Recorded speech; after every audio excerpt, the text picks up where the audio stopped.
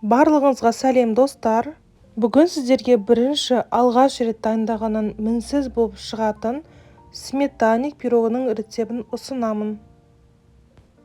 Шын мәнісінде осылай ортасы толықтай пісіп, дәмді болып шығады. Осы рецептімен дайындауға сіздерге кеңес беремін.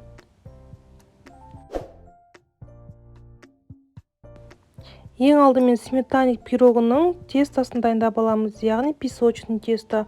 Ол үшін бізге бір жұмыртқамызға қантымызды саламыз. Кейін үй температурасында еріп тұрған сары майымызды саламыз. Жақсылап отырып араластырамыз.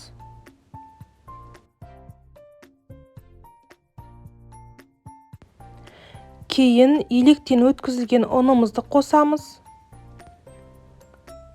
Бір ас қасық разрыхитель қосамыз. Қолымыздың көмегімен жұмсақ қамыр илейміз. Егер де қолыңызға қатты жабыспақ болып кетіп, қамырыңыз қосылмай жатса, үлкен ас қасықпен 2 қасықтай қосып жіберуге болады. Одан артық қосуға болмайды, себебі тестаңыз піскенде қатты болып кетуі мүмкін.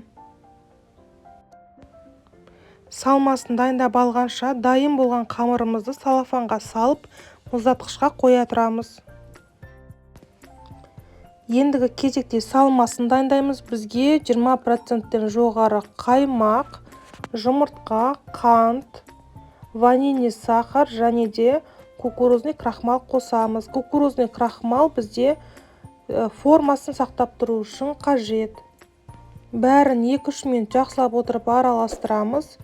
Бізде сметаник пирогының салмасы дайын болды.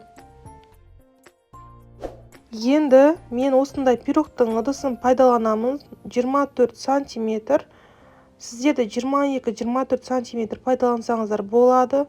Жаңағы мұздатқышқа салып қойған қамырымызды алып, ақырындап, барлық шетіне тигізетіндей етіп жайып шығамыз.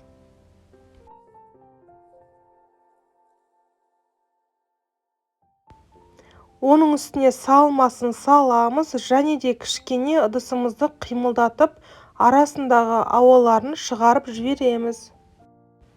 Қызып тұрған пеште 170-180 градуста 30-35 минут шамасында пісіріп аламыз. Пісіп шыққан пирогты үй температурасында сол ыдысында 2 сағат суытамыз. 2 сағаттан кейін ғана формасынан шешіп, холодильникке қоямыз. Холодильникте 2-3 сағат немесе 1 түнге тұрғаннан кейін ғана пирогтың начинкасы жақсы ұстайтын болады. Мінеки біздің сметаник пирогымыз пісіп дайын болды. Өте дәмді, өте нәзік болып піседі.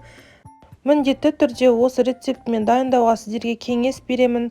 Егер де сіздерге рецепті ұнаған болса, комментарийға жазып, лайк басып, менің каналыма тіркеліп кетіңіздер. Рахмет.